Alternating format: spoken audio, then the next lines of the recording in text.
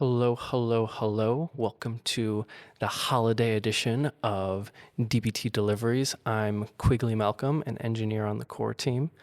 As you may know, DBT Core 1.9 just dropped last week. Everyone on the core team has been working incredibly hard in Santa's workshop to make this release of DBT Core possible. And I'm here to talk about microbatch, or specifically the incremental strategy microbatch. Because of all the hard work the core team put in, I figured the best way to show off this new functionality would be to, deliver some gifts to the core team. So we're in a small project here called Days of Christmas. And if you look at the seed file, I'm given out, a partridge in a pear tree, a turtle dove, a French hen. We've got, we've got a gift ID. We've got what the gift is, and we got the time it was given at, or let's say delivered at. We ship things nowadays. So this is when the delivery person scans the shipment at the address. To get started, I've seeded this. I've done a run so that all this data here is in the data warehouse. So if we just run this query, we'll see that I'm selecting from the right thing. We'll see that the partridge in a pear tree is there, the turtle dove is there, the French hen is there, the calling bird is there. That's all good and proper. But now let's say some new data arrives. These aren't all the gifts I'm given. It's the days of Christmas. It's the 12 days of Christmas. We've only got what? 1, 2, 3, 4 days covered. Not even 4 days. It looks like we're missing our second turtle dove. It's looking like we're missing the fourth calling bird. Maybe some of that data comes in. Let's move forward in time. So if we check out the new data arriving. And I'm doing this through seeds because I didn't want to set up some external service that would put this data in the data warehouse behind the scenes as I do this demo, and then I'd source it. So instead, what I've done is it's a seed that we're going to seed at every step, and then we're going to sanitize that data, making the timestamp an actual timestamp, and then we have the microbatch model, which incrementally gets the data. What just happened? We checked out the day 5. So day 5, the new data that's come in is that we've got, the fourth calling bird was delivered yesterday, the 12th. 4 gold rings have been delivered thus far today, the 13th. I'm not actually recording this on December 13th. I've spoofed my date locally, so yeah, we're having fun. But yeah, so we've got four rings delivered thus far on today, totally December 13th. So let's seed this data. We've seeded it, or we're seeding it. Come on, Snowflake. You're so fast, Snowflake. I believe in you, Snowflake. But what an apt, data warehouse to be using. All right, so it inserted the data for the seed. If we check our model, that data is not going to be in the model yet because we haven't run the model yet. So now let's do a DBT run and see what happens. What will happen? Okay, so the upstream model was updated. We're running batches. Ooh, we have we had 2 batches run. What batches do we have run? We had today's batch run, December 13th, and we had yesterday's batch run, which is perfect because I think that's all the new data we got in that one. Yeah, we still don't have our second turtle dove. So yeah, our fourth calling bird came in, our 4 gold rings came in. And as you can see, we replaced those entire batches. So we inserted the 4 turtle doves as can be seen here, success 4. Then we can see the gold rings get delivered, success 4. We got 4 of those delivered. So all that's good and dandy. Why'd we only do 2 batches though? Well, DBT Core is kind of smart about this. So what you don't see set up in this microbatch model is a lookback config. By default, the lookback config is set to 1. That means that whatever your batch size is, our batch size here is day, but we also support hour, month, year, but day is probably the most common. So if our lookback is 1, that means whenever we do dbt run and the microbatch model runs incrementally, it's going to do today's date, December 13th, and then as many previous dates as the lookback is set to. Because ours is 1, it runs yesterday, the 12th. If we had a lookback value, though, of, say, lookback equals 2, we would run 3 batches.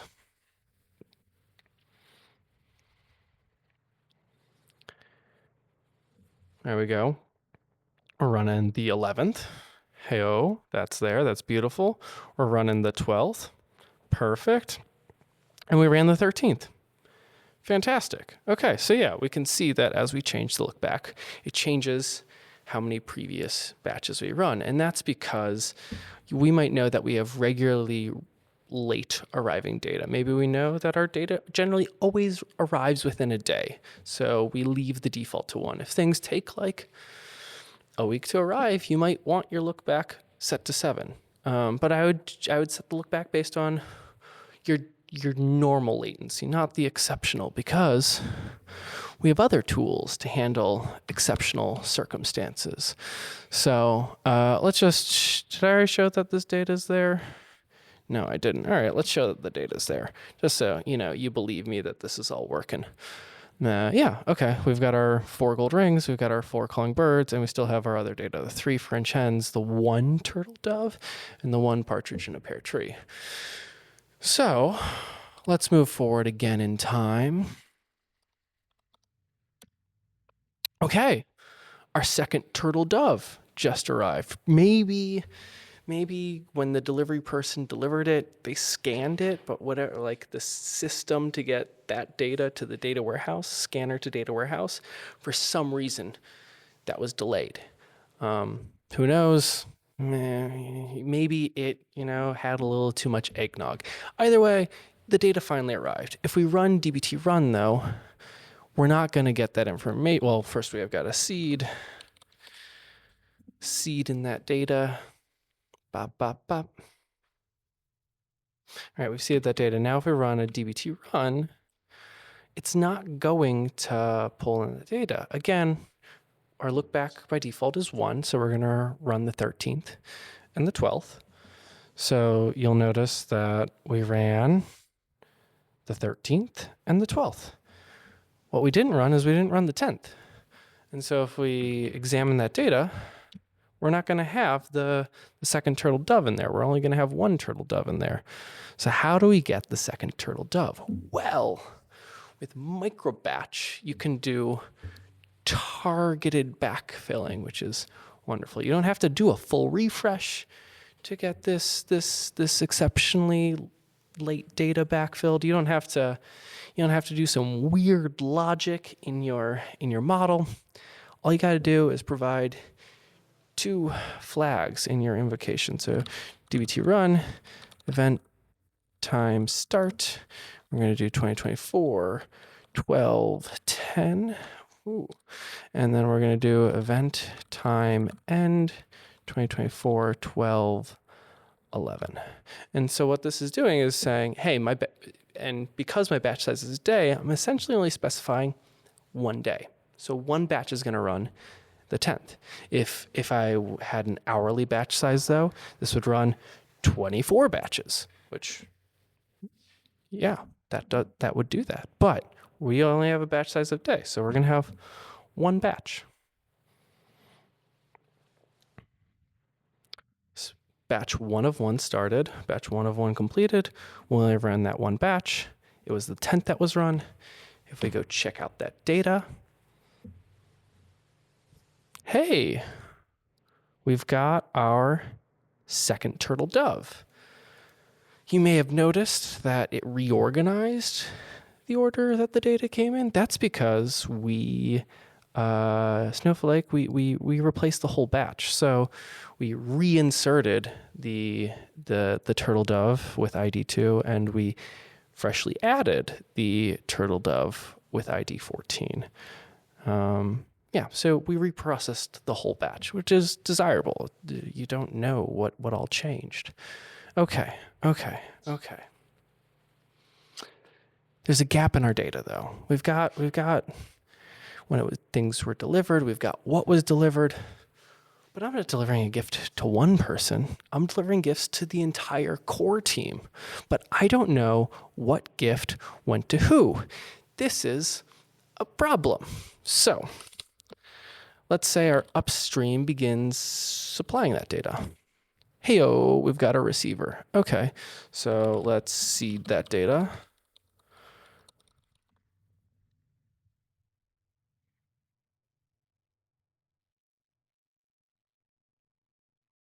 Seed complete. All right, so now what's going to happen if I do a dbt run? Any thoughts? Any questions? I know y'all can't respond to me right now because this is a recording, but what do you think is going to happen? Well, hopefully you had an idea before it actually happened because we have an error. What's this error? Exception on worker thread, compilation error. The source and target schemas on this incremental model are out of sync. Why is that? We added a new column. The receiver column is not in the target. So why do we get this error? Well, on our incremental microbatch model, we have the config set on schema change fail. What that means is if the schema of our incremental model changes between runs, fail the next run. We do that because if we didn't have that config set, what would happen is the table would get modified, so it'd have the new column, and for the batches that we run, we'd be running the 12th and the 13th, they would have that updated data.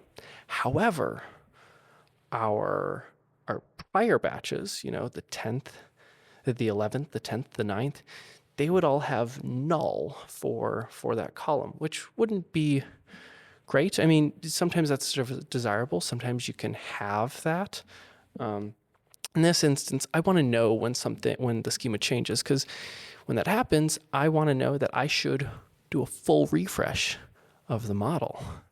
And so now that this has happened, what we're going to do is we're going to do a full refresh of the model.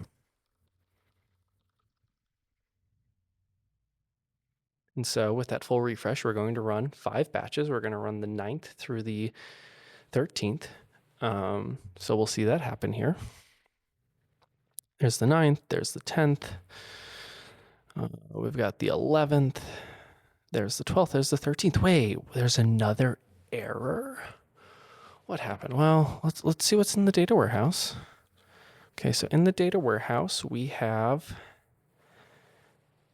got data through the 12th. We got the 1 partridge in a pear tree, 2 turtle doves, 3 French hens, 4 calling birds. But we don't have any of our golden rings because our golden rings were sent on the 13th, and the 13th is our batch that failed. Why did our batch 13 fail? The batch for the 13th fail.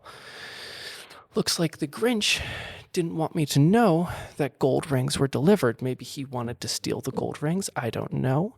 But he didn't want me to know. He made this fail. So whether this failed because of a data warehouse timeout, a syntax error specifically for that batch, you will see that it's just that batch that failed. So if I want to fix that batch, I can just remove this bad SQL that the Grinch input, and then I can do a dbt retry. Now, what happens when what did I do? That shouldn't have happened. dbt retry.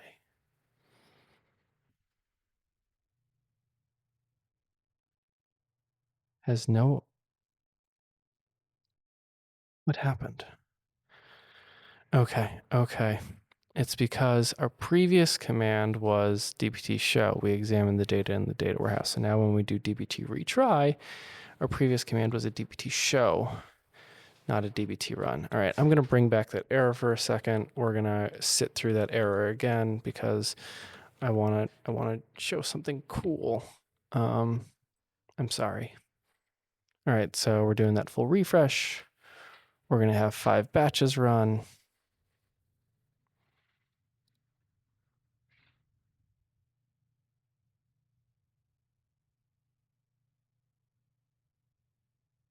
Those 5 batches have run, 1 has failed. I'm going to delete the bad SQL, and now we're going to do a dbt retry. Something cool is going to happen, not an error. Instead, I'm going to deliver you just 1 batch. So when we do dbt retry, it will just retry the batch that failed. So this is great. If you're full refreshing a year, 2 years worth of data, that is all daily. If a handful of those batches fail, you don't want to have to rerun the entire refresh. You want to retry just the batches that failed. And you can do that. That's what happened here. Ta-da!